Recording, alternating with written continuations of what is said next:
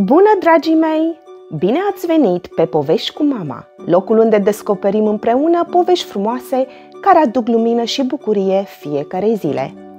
Aici veți găsi povești educative, povești de noapte bună și povestiri biblice, pe înțelesul tuturor copiilor.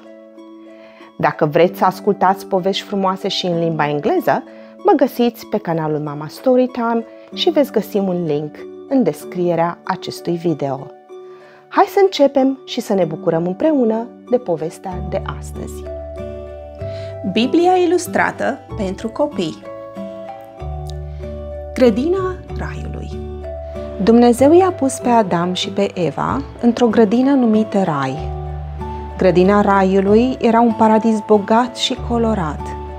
În copaci creșteau fructe mari și coapte, florile înfloreau și cascadele își prăvăleau cu veselie apele limpezi și răcoroase.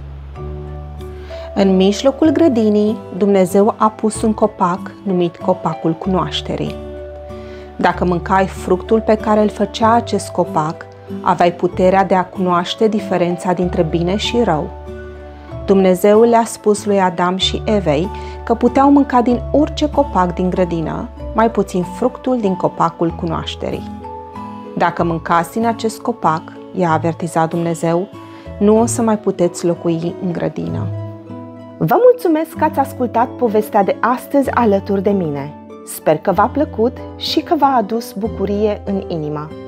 Dacă vreți să ascultați mai multe povești, nu uitați să vă abonați la canalul Povești cu Mama și să distribuiți acest video cu prietenii voștri. Până data viitoare, vă doresc o zi plină de zâmbete, liniște și bucurie.